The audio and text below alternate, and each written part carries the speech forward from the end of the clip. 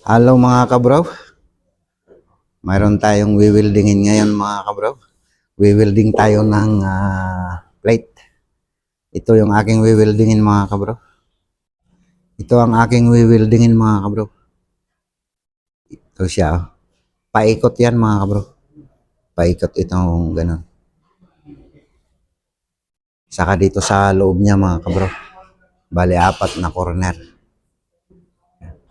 Ito naman ang aking welding rod mga kabro. 70-18. Mas maganda kasi ang 70-18 mga kabro kaysa yung 60-13. Kasi ang 70-18 matibay yan mga kabro. Hindi basta-basta mag-crack yung pagwiwildingan mga kabro. Kaya 70-18 ang aking gagamitin.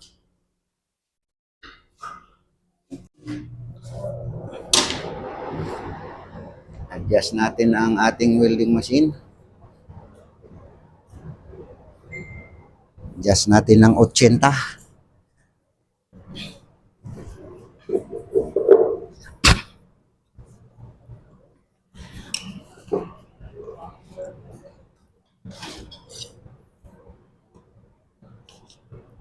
Marami-rami itong wiwildingin ko mga kabro.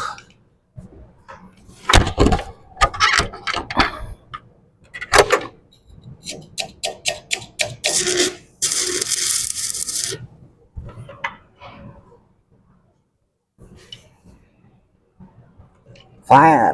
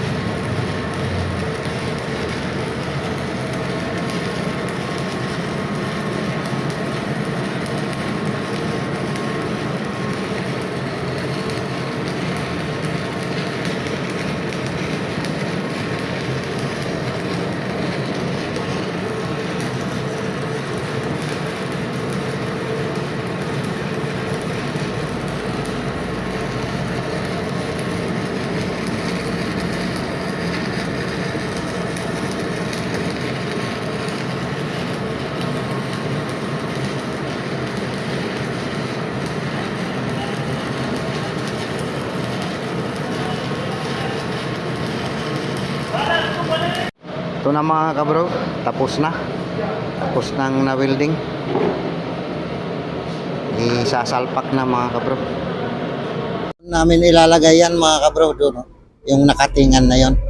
Doon namin ilalagay yung wini-welding ko mga kabro. Yan. Ito mga kabro. Ito yung wini-welding ko mga kabro. Doon ilalagay sa baba kasi ito yung dati, nasira na yung dati mga kabro. Ito yung dati mga kabro, kaya papalitan na namin. Kaya nagpabrikit kami ng panibago mga kabro. Ito.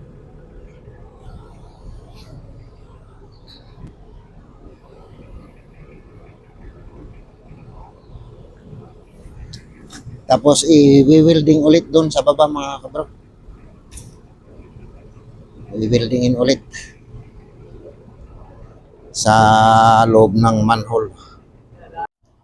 Ayun na mga kabro, tapos na yung aking winelding at sila naman ang magkakabit sa baba mga kabro dahil ako nag-winelding ko lang mga kabro. Sila naman ang magkakabit sa baba.